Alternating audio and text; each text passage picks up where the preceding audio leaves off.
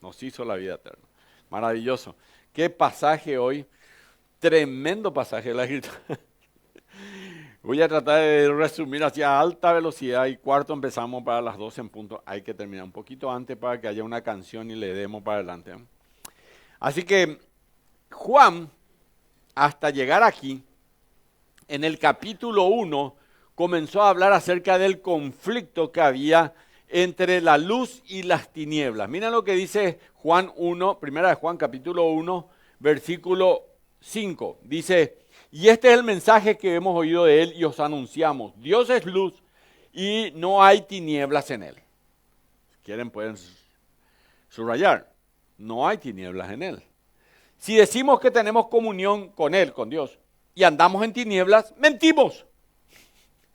Mentimos. Y no practicamos la verdad. Pero si andamos en luz como él está en luz, tenemos comunión unos con otros y luego la sangre de Cristo nos limpia de todo pecado. Amén. Qué buen pasaje. Hay un conflicto entre la luz y las tinieblas. Así es. Luego en el capítulo 2, versículo 9 al 11, él dice, Juan, el apóstol dice, primera de Juan siempre, que hay un conflicto entre la luz y el odio. Como ya salimos de Renueva tu rumbo, estoy entrando a primera de Juan de vuelta.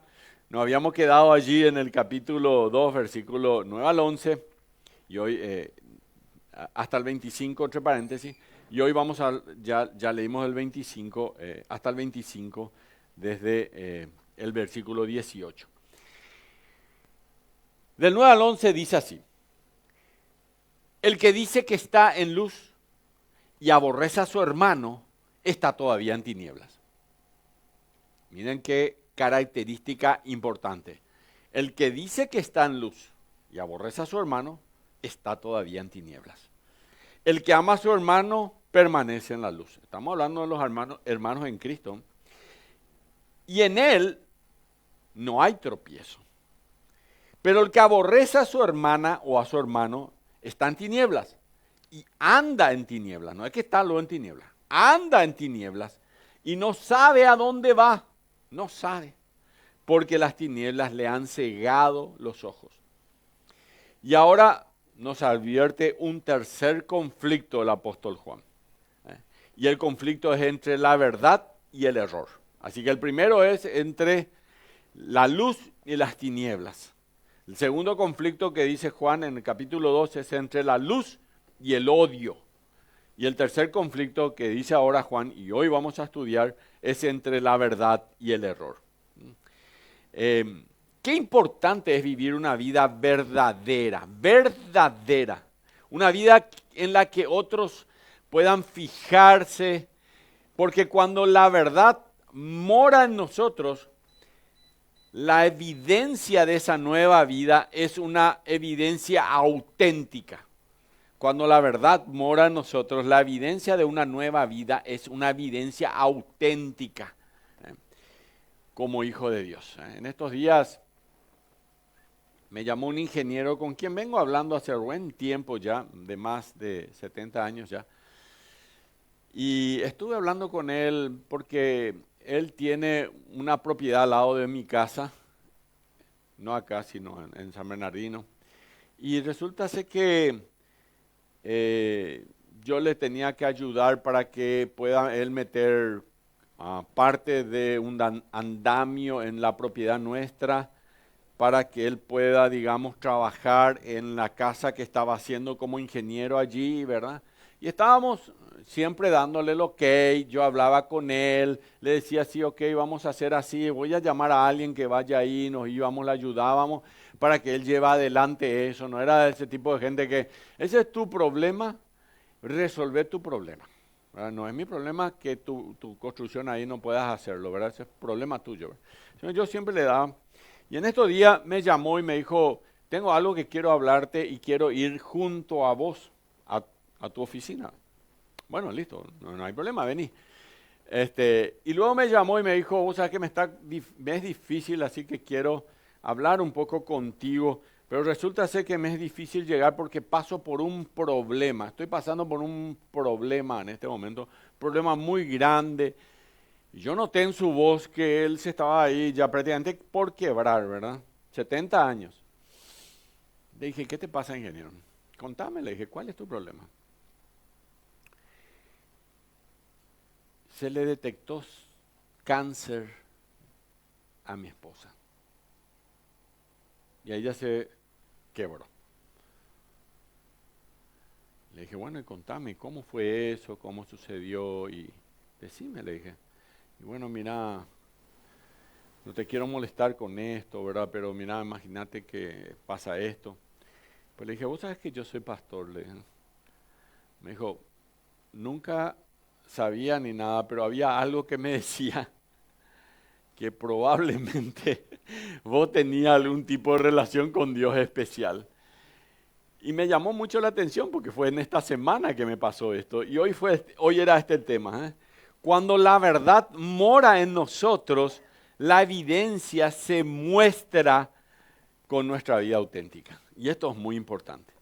Un gran escritor, se llama Warren Wiersbe, escribió, la vida verdadera proviene de la verdad viva. Otro escritor dijo que una persona que es genuina edifica su vida sobre la verdad, no sobre supersticiones o las mentiras. Es imposible vivir una vida verdadera cuando se está creyendo en mentiras. Y el salmista dice, enséñame, oh Jehová, tu camino, Salmo 86, 11, caminaré yo en tu verdad. Afirma mi corazón para que tema tu nombre. Y eso dice la palabra del Señor. Enséñame, oh Jehová. Y el apóstol Juan ahora va a enfatizar la gravedad del hecho de alejarse de la verdad antes de explicar las trágicas consecuencias que va a provocar eso. Después él va a explicar eso un poco más adelante, a partir del versículo 26 hasta el versículo 29. La otra semana vengan y van a escuchar eso. Las trágicas consecuencias que provoca el alejarse de Dios. Y Pablo acá lo hace usando términos especiales. Él dice, este es el último tiempo, él dice, y el anticristo está aquí. Esa es una palabra que, entre paréntesis, el apóstol Juan inventó esta palabra, lo escribió en Apocalipsis y también en Primera de Juan, ¿verdad? El apóstol Juan, que escribió el libro de Apocalipsis, para los que no conocen, pero Juan, el apóstol, escribió el libro de Apocalipsis, y también escribió Primera y Segunda de Juan y Tercera. Y esa es la razón por el que el creyente realmente es llamado a andar y a conducirse en la verdad. Por eso tenemos que decir esta oración que tiene el salmista. Enséñame, Dios, tu camino y caminaré en tu verdad. ¿Podrían decir eso? ¿Podrían decir caminaré en tu verdad? Y Juan está haciendo énfasis a eso. Es como mantener la guardia ante los errores que el enemigo quiere que nosotros cometamos. Y el apóstol Juan, que justamente inventó este término anticristo, es el único que utiliza este término en la Biblia. Realmente tiene algunas cosas que decirnos acerca de esto, que ya leímos. Primera de Juan, capítulo 2, versículo 18. Juan nos va a enseñar un par de datos acerca de este tema del anticristo. En primer lugar, el término anticristo. El término anticristo se usa de forma específica para el hijo de perdición. Segunda Tesalonicenses capítulo 2, versículo 3 dice, nadie os engañe en ninguna manera, porque no vendrá sin que antes venga la apostasía y se manifieste el hijo de pecado, el hijo de perdición. Miren, se permea la fe cristiana a menudo, todo el tiempo. Por ejemplo, ya hacia Medio Oriente se hizo prácticamente una ciudad enorme donde se hizo el famoso pacto abrahámico, ¿verdad? En donde la fe de musulmán, la fe católica y la fe cristiana se unen para alrededor de alguien que no es Cristo, desde luego, es Abraham, ¿verdad? Porque Abraham es padre de Ismael, entonces los del Corán y los del Islam es mi padre, ¿verdad? Abraham también es padre de Ismael, entonces dicen los judíos, Abraham es mi padre, de Isaac, perdón, de Isaac. Me pueden corregir si quieren.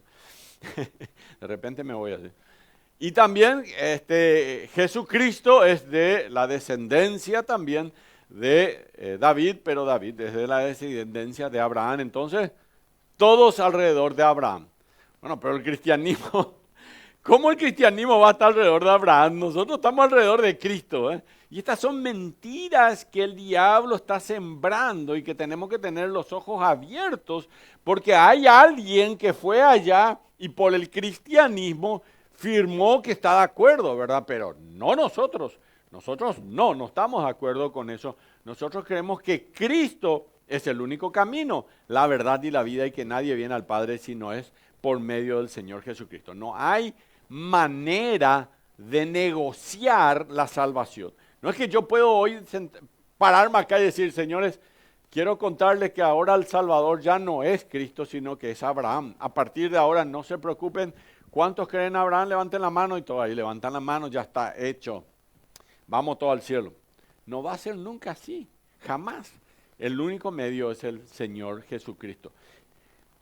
Y vamos a ver más detalles sobre este tema. Hijitos, dice él, versículo 18, ya es el último tiempo. Y todo esto, el último tiempo o los últimos días. Hebreos capítulo 1, versículo 2 dice, en los postreros días nos ha hablado a través del Hijo.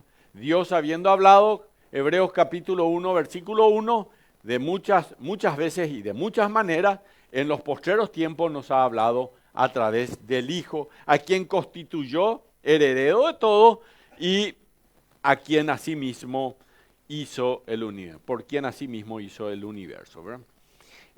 No está refiriéndose a la venida del Señor, aunque comprende. ¿Dónde comienza esto de los últimos tiempos? Un erudito dijo, la traducción podría ser, este es la última era del mundo. Primera Juan 2:18, según vosotros oíste que el anticristo viene. Y el anticristo tiene que ver con una persona, Entonces, algunos aspectos que identifican a esta persona. El anticristo será un hombre real que surgirá por el poder de Satanás, dispuesto a ejecutar el propósito del maligno. Apocalipsis 13 dice, ¿quién como la bestia y quién podrá luchar contra ella? Ya algunos dijeron que el anticristo fue Hitler, pero no fue el anticristo. Otros dijeron que el anticristo era el líder de la ONU o el líder de la Organización Mundial de Salud después de la pandemia. Ahora está en moda que Jeffrey Einstein, que llevaba a una isla a las mujeres, niñas, ¿verdad? Que incluso llevó a Woody Allen y sacrificó 12 niños, quemándolos. Imagínense todo ese tipo de cosas que están saliendo a la luz ahora que en los Estados Unidos se abrieron esos archivos, ¿verdad? Y así muchas de estas cosas. Y vos decís, sí, de verdad son anticristo, son antidios, ¿verdad? Pero el anticristo del cual está hablando en Apocalipsis es alguien que va a ser mucho más poderoso. Estos eran hombres poderosos, pero este va a ser mucho más poderoso. Así que Apocalipsis 13:1 dice, ¿quién como la bestia y quién podrá luchar contra ella? Se va a presentar como alguien admirable, hacedor de prodigios y señales. También dice Apocalipsis 13:13, hace grandes señales de tal manera que aún hace descender fuego del cielo a la tierra delante de los hombres. Miren, todos aquellos que no son creyentes, que no son de Cristo, tengan cuidado. Tengan cuidado. Ahora el presidente Trump está haciendo cosas bastante interesantes, ¿verdad? pero por ejemplo hizo una nueva lucha por la paz en donde todos firmaron un pacto de paz, ¿verdad?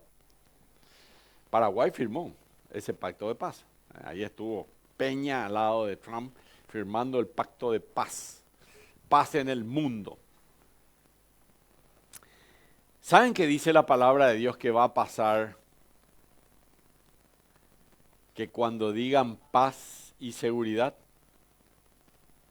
entonces vendrá sobre ellos destrucción repentina, como los dolores de parto a la mujer encinta, y perecerán. Tengan cuidado porque son señales de que estamos en los últimos tiempos y todo el mundo se prepara para una paz, pero en realidad muchas de estas cosas hay que prestar atención. No digo que esto sea así, ¿verdad? No vayan a decir que estas cosas ya son así, pero presten atención porque la Biblia justo habla que en los postreros tiempos esto va a pasar y que van pasando realmente una tras otra señales. Así que Él se va a presentar como alguien admirable, un hacedor de prodigios y de señales. Pero el anticristo va a encabezar la rebelión final del mundo. Miren lo que dice Apocalipsis 19:19. Y vi a la bestia y a los reyes de la tierra y a sus ejércitos reunidos para guerrear contra el que montaba el caballo y contra su ejército.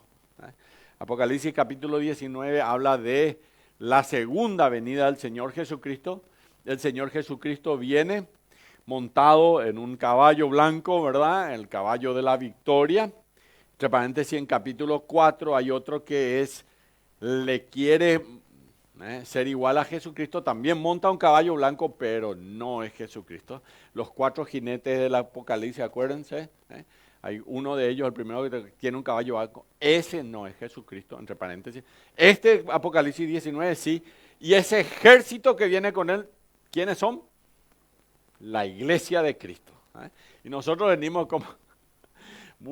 como el ejército, ¿verdad? Yo me río a veces de esto porque nosotros no podemos hacer nada. Jesucristo aún no necesita a nosotros para destruir a su enemigo, no necesita de nosotros. Pero vamos a ser espectadores de lo que Dios va a hacer en el momento en que Él destruya al mal en el capítulo 19, versículo 19. Bueno, de esto en algún momento voy a entrar a hablar acerca de Apocalipsis, ¿verdad? Y es lo que acá el apóstol Juan va a hacer, es advertirle a la iglesia que tiene un desafío muy grande en sus manos ahora mismo, que es todo esto que se está viniendo. Y el término anticristo no solo se usa de forma específica para la venida del hijo de perdición, sino que en segundo lugar, vamos adelante, el término anticristo se usa en forma general para todo aquel que niega al Hijo de Dios. Dice la Biblia, así ahora ha surgido muchos, ahí ya está en plural, anticristos. Por esto conocemos que es el último tiempo. Miren, hoy día los musulmanes en Nigeria han matado cerca de 200.000 cristianos. Alentados por el Corán, hay 27 o más pasajes en el Corán que dicen que hay que dar muerte a los infieles. ¿Y quiénes son los infieles? Los judíos, ¿verdad? Y después nosotros. Tengan cuidado con esto, ¿verdad? Porque hoy, ¿cómo se está infiltrando el Corán? ¿Cómo se infiltra hoy en el Corán? ¿Alguno de ustedes vio algo ya del Corán? ¿Conoce algo acerca de las costumbres del Islam? Sí, a través de las novelas turcas, que muchos siguen. Está muy lindo todo, ¿eh? Ahí solo muestran cosas lindas. No muestran todo lo otro que hacen ellos, porque quieren vender las novelas a los países como nosotros para infiltrar poco a poco que ellos son buenos, el Islam, ¿verdad? Está bien, y que va con lo del cristianismo sin ningún inconveniente.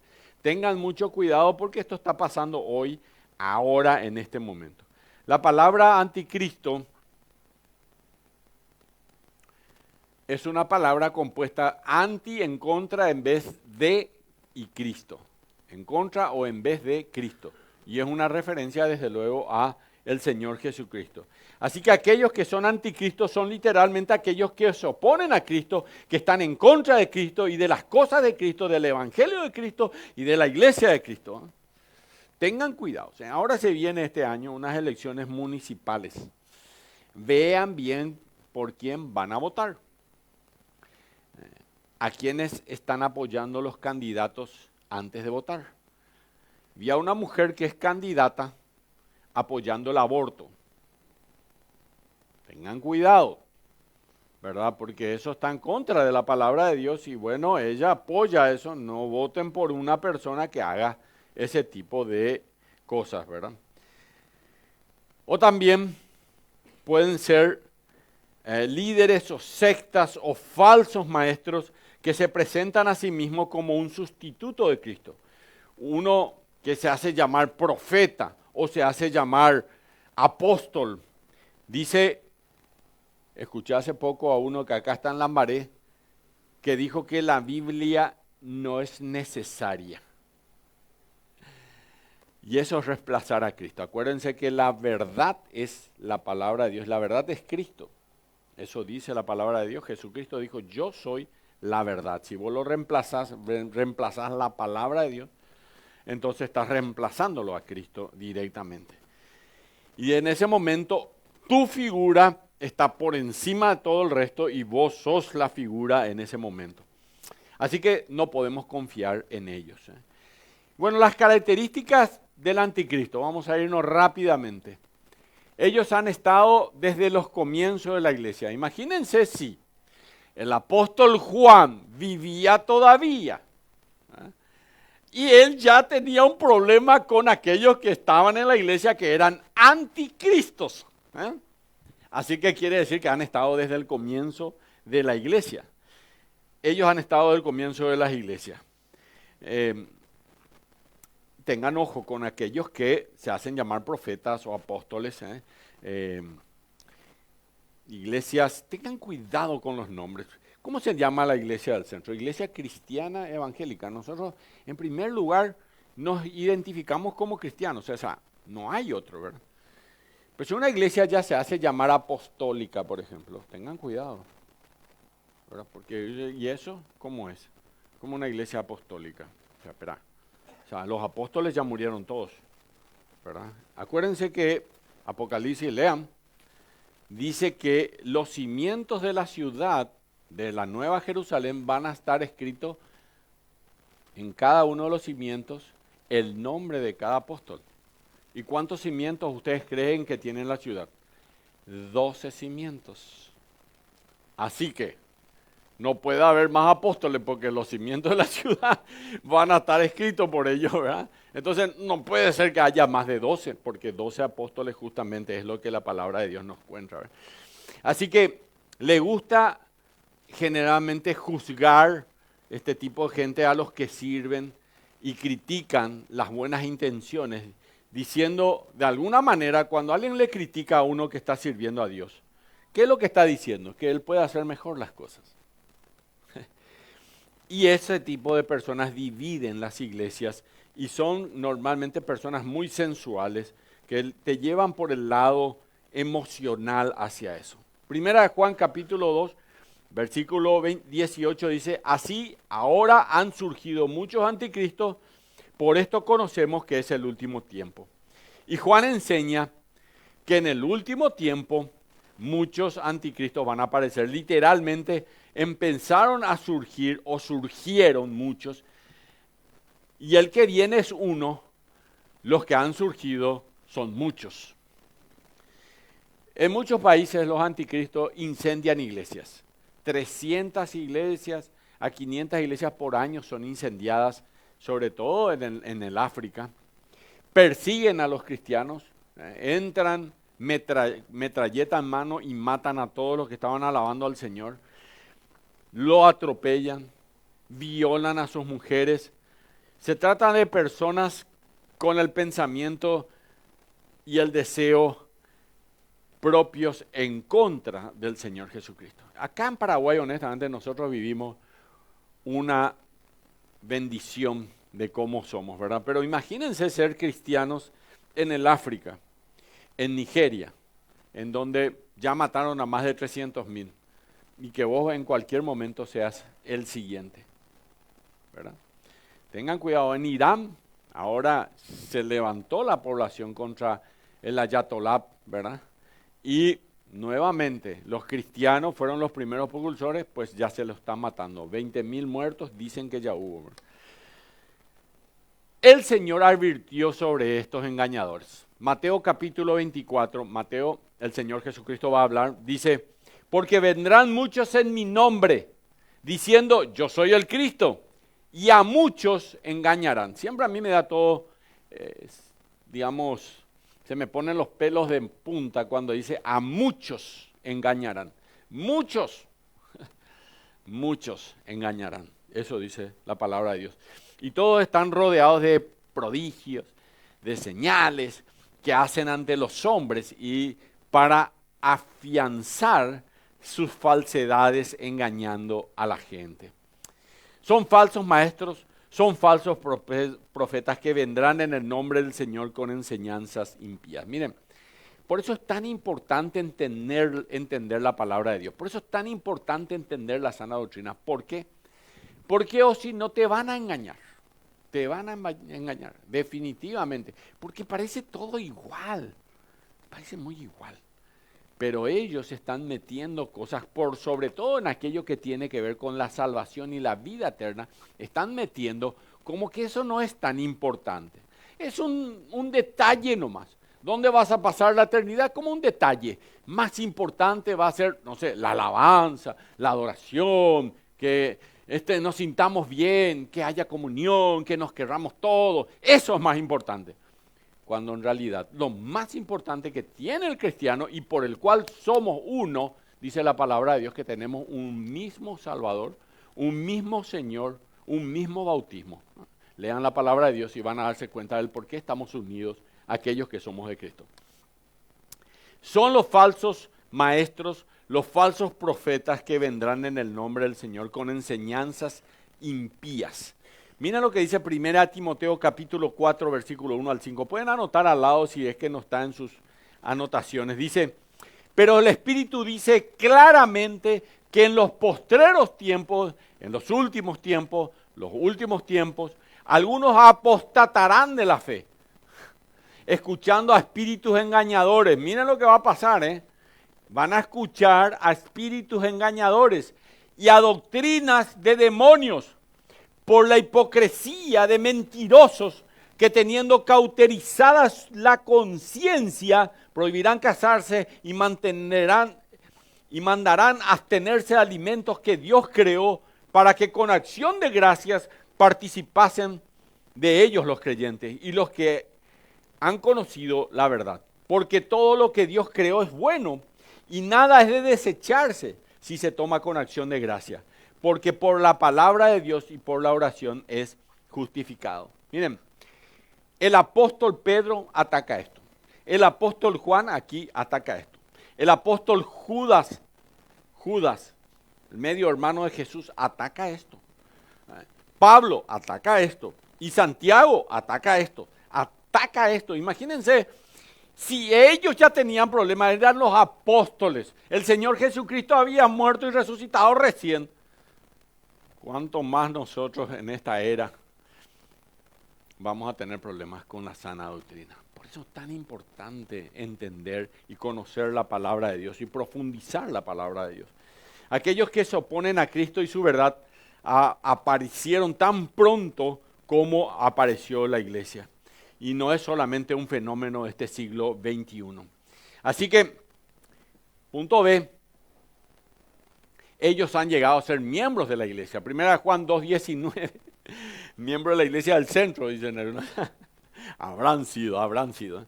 Primera Juan 2:19 dice, salieron de nosotros, pero no eran de nosotros. Porque si hubiesen sido de nosotros, habrían permanecido con nosotros. Estos dividen la iglesia, dividieron. La iglesia del centro fue dividida ya hacia el año 2010 más o menos. Dividen iglesia, traen herejías y dividen la iglesia. Así que la primera frase del versículo presenta una situación de conflicto que se había producido en la iglesia cristiana en donde el apóstol ministraba. Y los anticristos, con espíritu contrario a Cristo y opuesto a él, no estuvieron lejos de los cristianos, sino en las propias iglesias, en las propias congregaciones. Y sin duda se trata de falsos profesantes que durante un tiempo se hicieron pasar por verdaderos cristianos. Tengan cuidado con los carismáticos, con los muy sensuales, porque estos no hacen discípulos, no son discípulos de Cristo. Y la Biblia dice en Mateo capítulo 7, versículo 16, por sus frutos los conoceréis. Y dice luego, así todo árbol da buenos frutos. Los árboles buenos, todo buen árbol da buen fruto. Así que evalúen sus frutos. Por sus frutos los conoceréis. Y Juan distingue dos grupos. Ellos, los que salieron, y nosotros, los que permanecen en la iglesia. Como si dijese, ellos salieron, nosotros quedamos. Quiere decir que la congregación salió un grupo que la abandonó y se desvinculó de ella. Es la consecuencia natural que se produce ya que la iglesia es columna y soporte. Se trata de exhibir ante todos la irrenunciable verdad de la doctrina bíblica tal como fue entregada y escrita por los apóstoles. Y así es como tiene que ser. Así que los anticristos son aquellos que abandonan la iglesia y dicen, nunca creí ninguna de esas cosas después de todo. Sin embargo, en este comentario Juan, de hecho, da a conocer que la marca de un verdadero creyente es que desea congregarse. ¿Se dieron cuenta de eso? La marca de un verdadero creyente, ¿cuál es? Desea congregarse. Y es posible que ese amor y deseo se enfríe. Por eso el escritor de Hebreos exhorta a los creyentes a no dejar de congregarse. Hebreos 10:25, como algunos tienen por costumbre. Vienen de vez en cuando. Y de vez en cuando faltan. Tienen por costumbre, dicen. Sino exhortándonos y tanto más cuando veis que aquel día en el cual el Señor va a volver se acerca.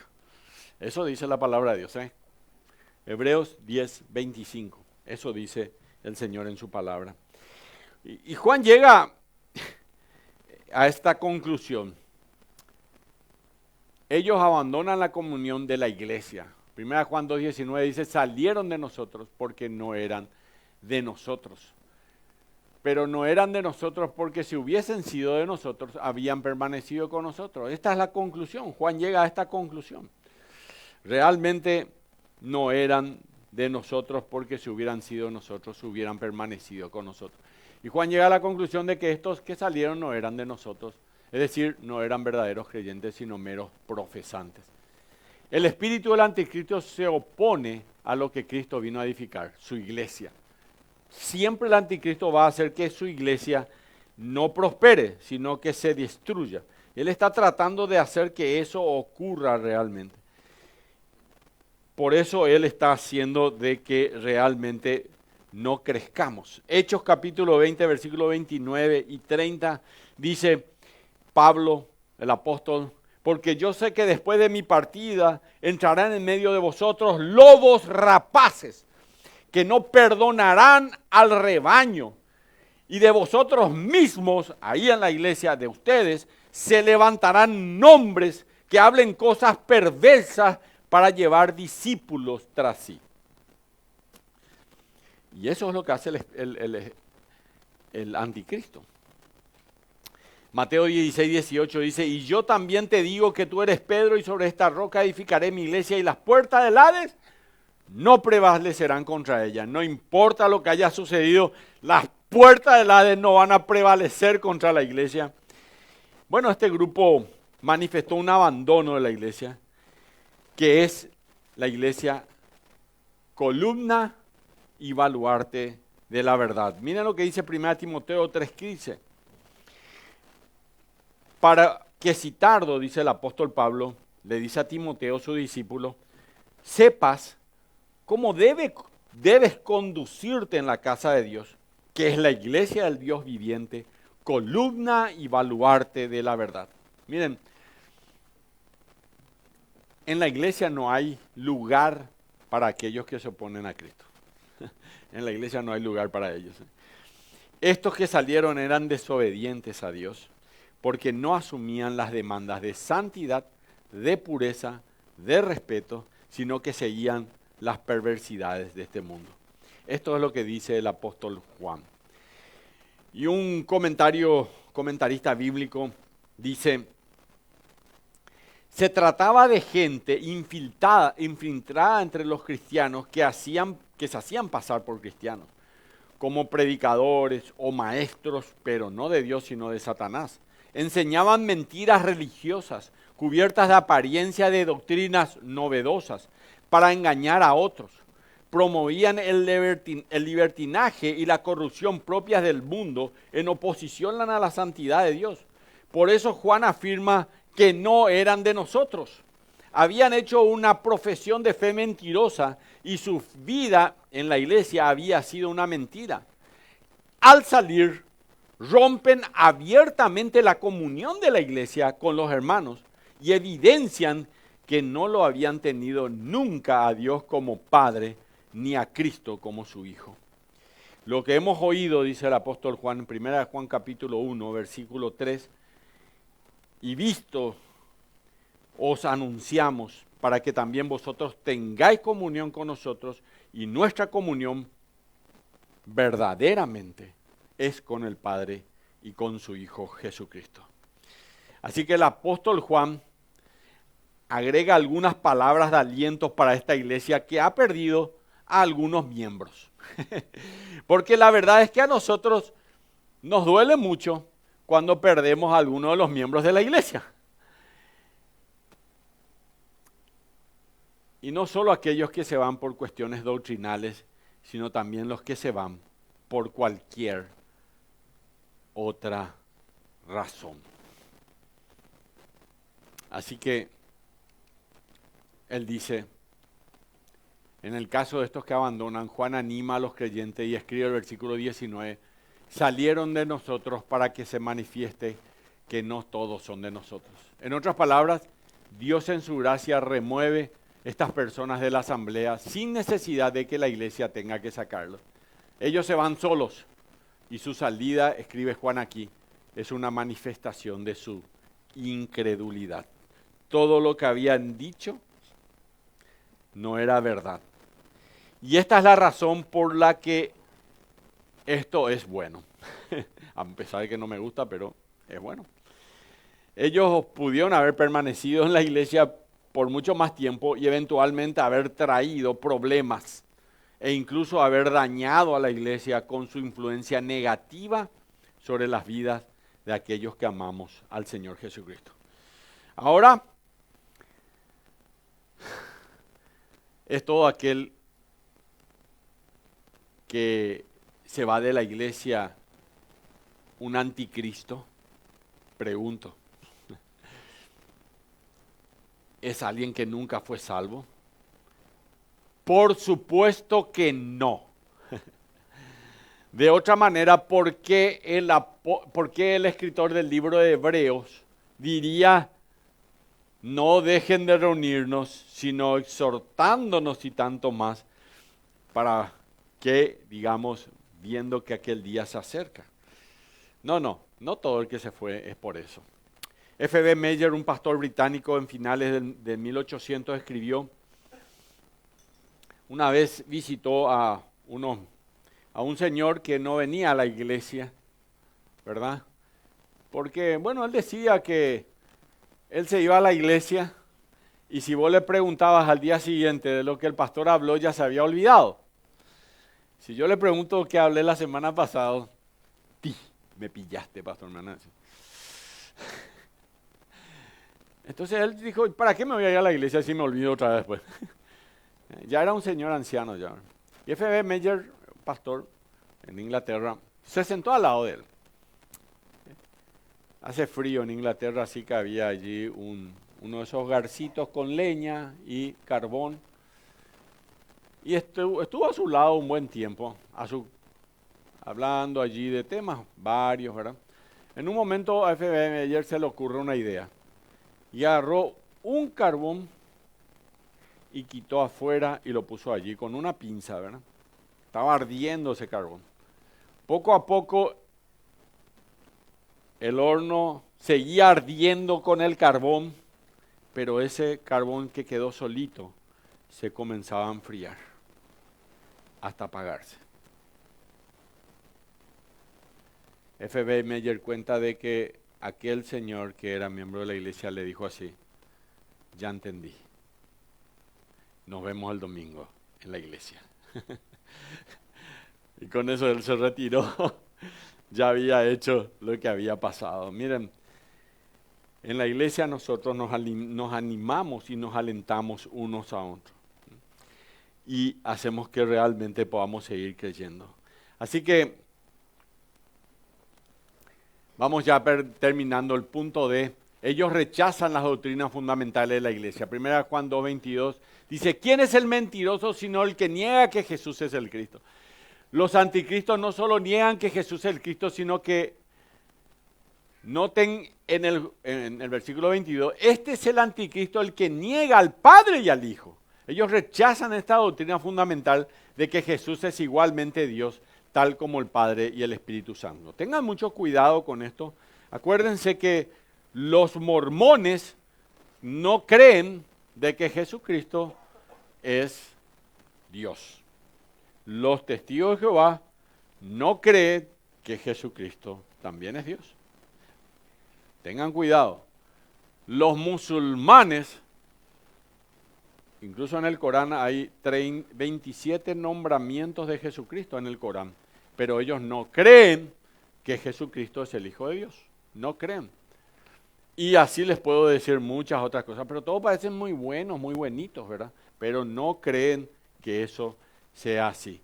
Así que todas estas fe no funcionan así. Conclusión, aquí vamos, al final. Quiero contarle una historia al final. Tengo mucho de qué hablar, pero ya me pasé todo. Este pasaje que estamos estudiando nos debe llevar a tener un profundo pensamiento que nos impulse a vivir con un gran sentido de discernimiento espiritual. En otras palabras, estén atentos a los anticristos. Estén atentos a las mentiras que niegan la gloria de Dios. Entonces, ¿cómo es posible estar atentos a los engaños del enemigo? La pregunta. ¿Somos capaces de detectar las mentiras que destruyen nuestras vidas? ¿Cómo saber en quién confiar? Dos cosas que nos van a ayudar a discernir quiénes son aquellos que quieren desviarnos. Primero, tenemos como protector y resguardo al Espíritu Santo. Primera de Juan 2:20 leemos esta maravillosa promesa. Pero vosotros tenéis la unción del Santo y conocéis todas las cosas.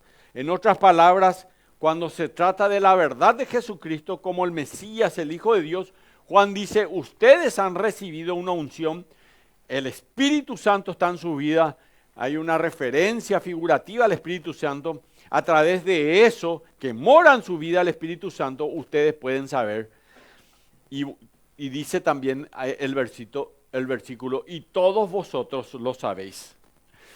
Miren, yo puedo contar tantas historias sobre este tema. En esta semana murió el padre Montero Tirado, ¿saben? ¿Sí? No saben ni quién es, ¿verdad? Pero salió en todas las noticias. Una persona muy...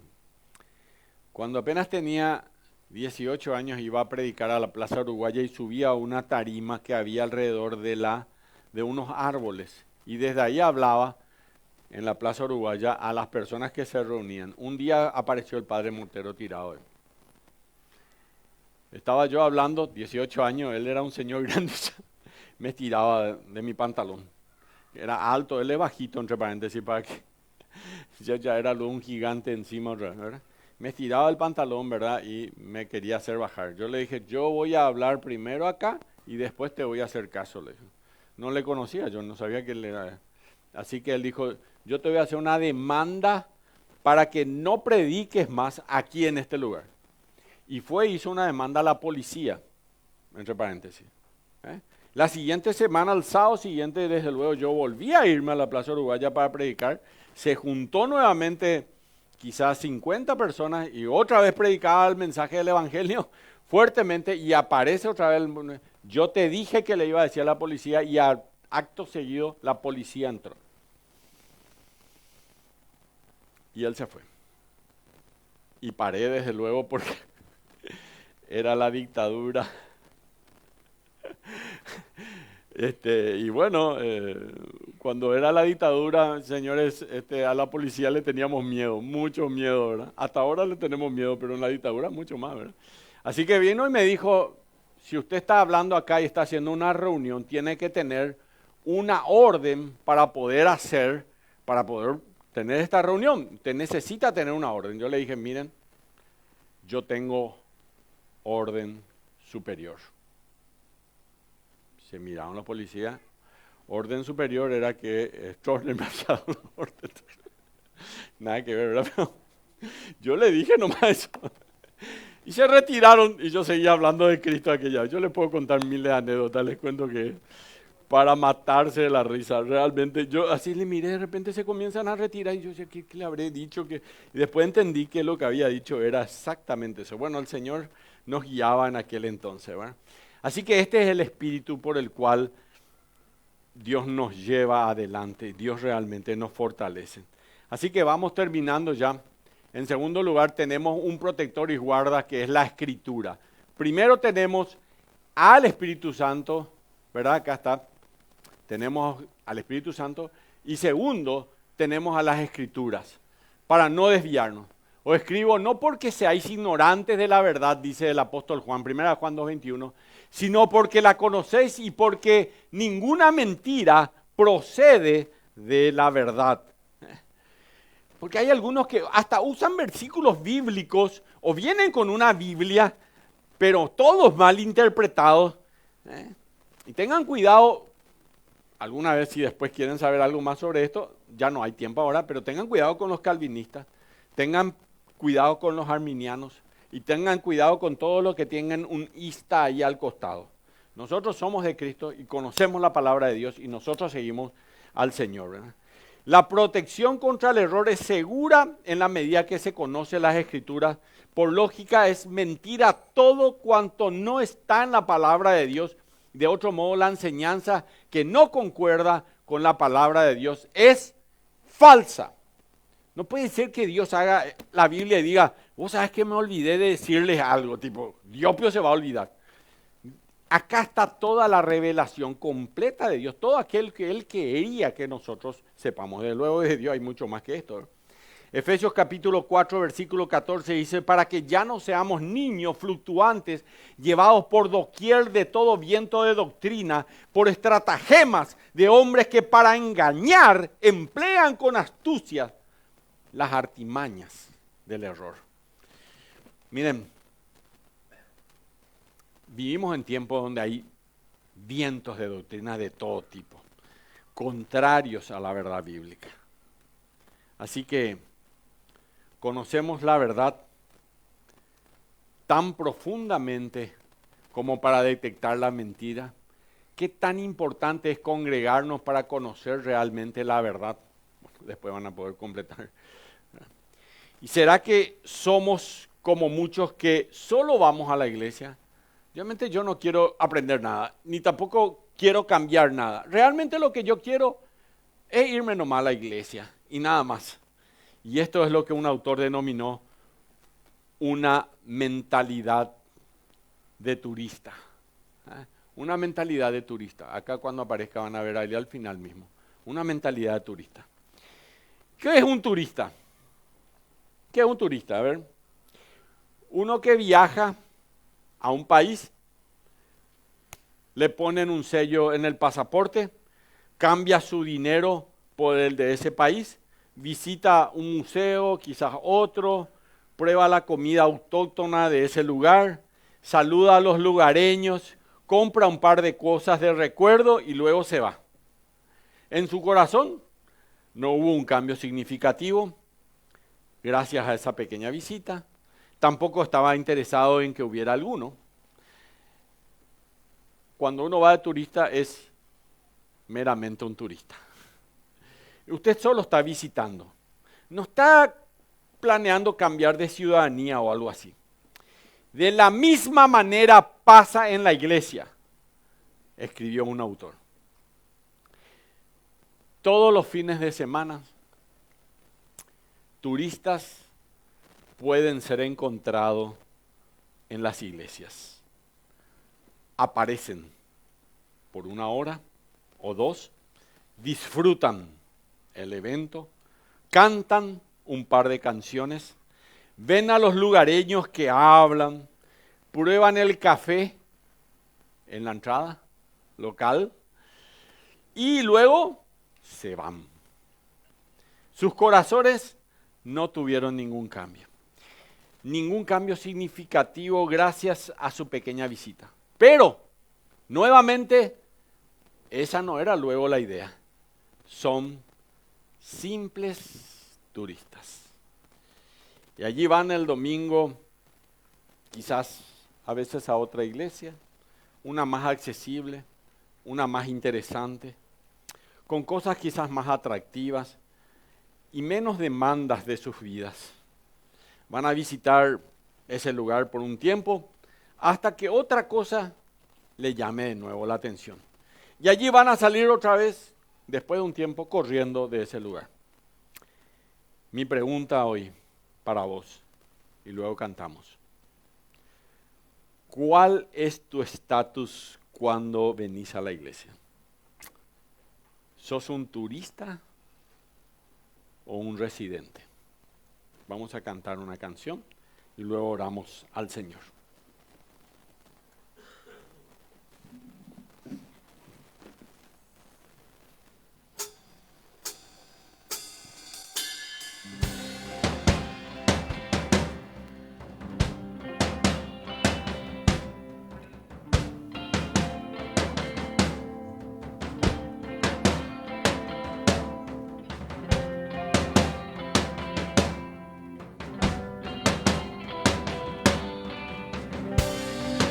Esperanza está en Jesús, en su justicia y en la cruz. De nadie más dependeré, solo en su nombre confiaré.